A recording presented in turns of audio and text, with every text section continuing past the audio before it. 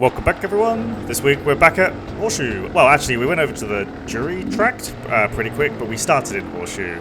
And the snow has arrived, because obviously we're getting towards winter now. And yeah, it's kind of fun to ride in the snow. A little slippery, not too bad. This part of Horseshoe was much more slippery than, much slipperier than Drury tract. I guess because there's less like coverage from the trees, so it's just like the ground is kind of turning to become a little bit sloppy and stuff. So right now it's totally fine, but a few more of these little goat track things. I love that little thing, that little jump over that ledge. There's so much fun. But yeah, some of them you could I could feel my rear spinning up, and I did manage to put it into wet weather mode. So it does knock a little bit of the initial torque off, so I'm not trying to spin as much. Or actually, I'm not really sure what it does, but it just makes it seem less powerful, so I don't spin as much, which is a good thing, because I don't need to be just completely churning up the ground. I can feel it spinning around, but it's not so bad, and you just keep up momentum. I'm pretty sure I could even start on the hill. You just don't want to excessively skid all over the place, so just a little bit more, be a bit more careful. So I went over and met Mike and his buddies. I forget most of their names. There's Mike, Max, Tiz. I'm starting to forget the names after that. I'm sorry. I think there was another Mike as well, and there was also Lucas and Chris, and pardon me. Yeah, and these guys. They have a pretty good pace. It was good to ride. They don't really stop ever, which was kind of fun as well. Usually me and Lucas and Chris and Co, we usually ride around for 5 minutes and then stop and have a chit chat and then ride another 10 minutes and stop. We're kind of chill like that. But someone's down. We only just started riding down at the Drury tract. It's kind of cool, this tract. There's I didn't know what was going on here, so I was I'll just go around. It's kind of cool. I can see that it would just be a full send kind of place if it was dry. Oh, it turns out this was the track anyway. I feel like if it was dry and you could really go through fast. It's really smooth, flowy trails, very few routes, very few anything really to trip you up. So if it was a nice non-wintry day, I reckon you could be absolutely hooning it around this place. And it's a nice big circle as well, and it basically connects to Horseshoe. It's a kilometer south of the most southern Horseshoe bit, so you can just connect the whole lot really if you wanted to. It's a little road ride for just a couple of minutes or a minute. It's really not far. Yeah, so it's good to get out. It's not so there's a lot of footage where I got a lot of snow all over the camera and then I would wipe it off, but unfortunately I don't really want to waste you guys' time seeing anything with just tons of snow on. And today we really weren't going for it, so to speak, because it is slippery. It's not super slippery, but it is slippery. I noticed it a few times. I blew a few corners, and then later on in the afternoon when I went out with just after lunch, because we went back to the truck to get lunch. Me and Lucas went out after lunch because unfortunately Chris's bike broke down. But in there, I came off a couple of times where you're going down a hill and you just tap the front ever so slightly, because you know that you're going down a hill and there's a corner coming up, and then tap the front and the front just immediately just completely goes out underneath you. Even if I was leaning back, ass back, the front just goes, and I guess that's just the problem of just riding in the snow, and it been snowing and raining all day, so I can see it coming on. Whoa, just razzed off him on his little electric bike. That's so fucking cool, that thing. There was a lot of crashes on the way up as well. We saw one truck in the ditch just outside Barry, and another truck towards Horseshoe along the highway that had rolled. Emergency services were on it, but it's Jesus Christ, snow's arrived. People have decided to just keep driving as if there was no change in the weather.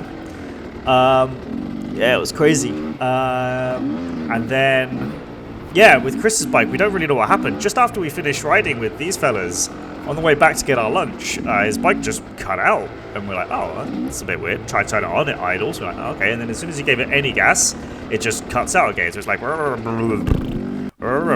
So hopefully it's just like an injector's dirty and it needs a clean. Because it does start and it idled almost fine. Like, not perfectly, but it would start up pretty quick for itself because, you know, 500 4-stroke.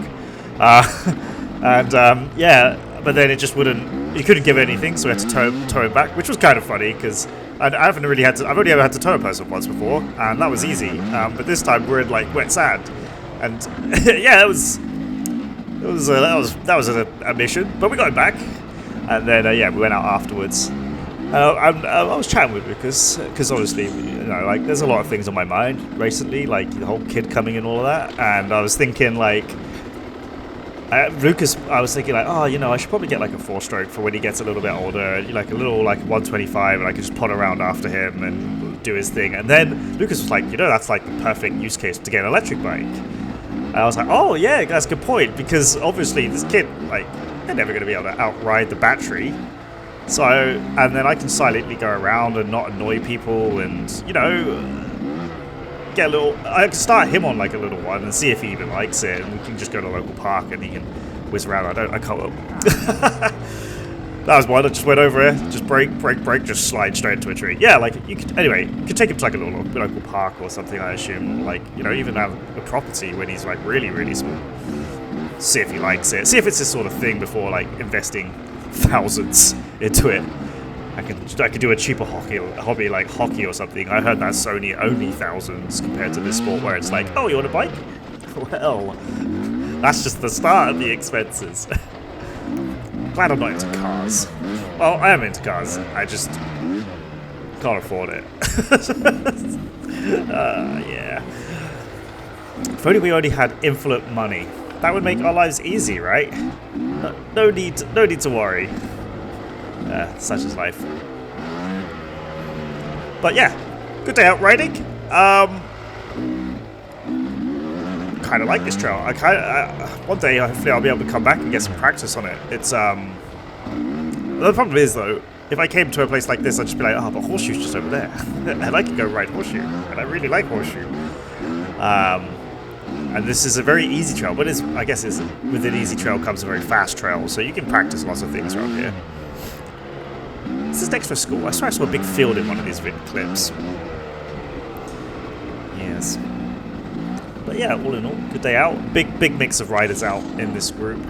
There was going to be more, but a lot of people chickened out because the weather was kind of shitty. It wasn't warm, but it wasn't so bad. Oh, transition there. I don't even know how I put that in. Must be a shortcut. Anyway. Yeah, it wasn't too cold. It was like -1 or something when we arrived in Horseshoe, and it gradually got warmer over the day, of course. But I had way too many clothes on, so I was just like horribly sweaty, and that was probably a bigger problem because I was just like, I opened my jacket up. Lucas called me the open coat sensation because it looked like I had a cape. And, I mean, I think he usually reserves that for his like making fun of people skiing, the Canada Goose sensations, where they're like way too hot coming down hills and got their jackets open and flapping in the wind. So. But I was the open coat sensation here, and I mean I was borrowing his coat because I hadn't even checked the weather. The last time I checked the weather was like on Thursday, and I saw Mike send a message saying a few people are going to bail because of the weather, and I didn't really click because I was like, I looked at the weather just now, and it's or like yesterday, and the weather said it was going to be like sunny and 6 degrees or something, so I didn't think about it. And then when we left in Toronto, it was still fine. And we were almost to Barrier, it was still fine, and then it started, and I was like, oh, okay, right. And then we see like the crashed trucks and the flipped trucks, and we're like, oh, okay, cool. Well, you know, yeah. So following Lucas right now, and I wanted to see his rear because he has a super soft moveset, and it's kind of shrunk, and you can't really see it so great. But I just thought it was a little in the video, but my eyes could see it, and it was kind of interesting seeing how like it would squish when he went over things. So I'm assuming he basically just had like infinite grip. Although with the Enduro mediums, the knobs are a little shorter, so they don't. It's like a give and take, right? But yeah, I think this was a fantastic day. Shame there's one more week left. Oh, hit a tree there. Nothing changes. So yeah, just one more week left, and yeah, I think that'll do for this video. See ya.